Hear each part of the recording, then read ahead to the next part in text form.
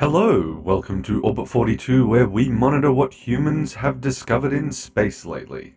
This year's Nobel Prize for Physics has been announced. It is shared by Elaine Aspect, John F. Clauser, and Anton Zeilinger.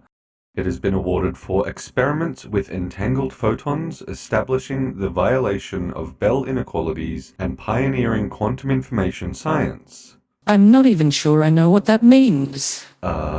The laureates have been able to prove independently and experimentally that quantum mechanics cannot be reproduced by any conceivable theory based on local hidden variables. I'm still confused. It's just spooky action at a distance. This provides further proof that the quantum world is very distinct from the classical world, where quantum objects can be entangled without actually meeting, a phenomenon known as quantum teleportation.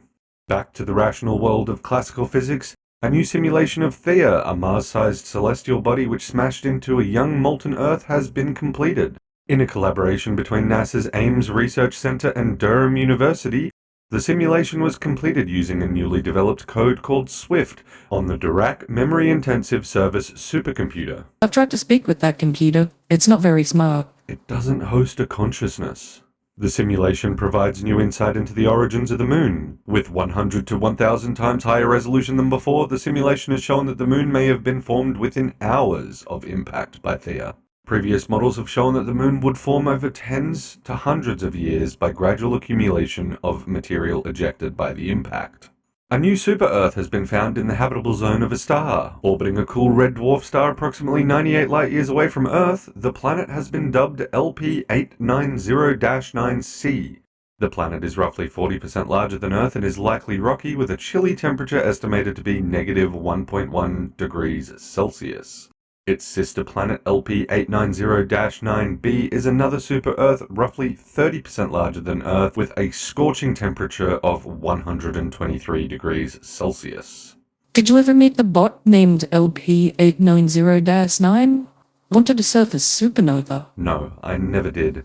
Research presented at the European Science Congress in Granada, Spain shows that the Earth may be rarer than expected. Spon and Honing consider the volume of continental crust determined by an equilibrium between continental production, erosion, and subduction zone-related volcanism. The results appear to show that roughly 80% of planets will have only 20% of their surface covered by water, and that 20% of planets will have 90% of their surface covered by water. This leaves Earth-like planets somewhere in the rounding error. Maybe the impact of Theia is why Earth is an outlier. Maybe.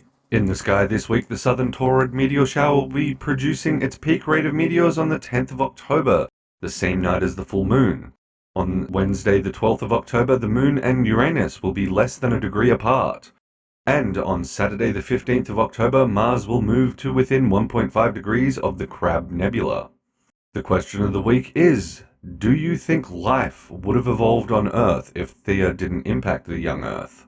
Perhaps Theia brought life with it. Comment your thoughts below. That's all for this week's Space News. If you liked this, then hit that like button. If you'd like to see this regularly, then maybe hit that subscribe button as well.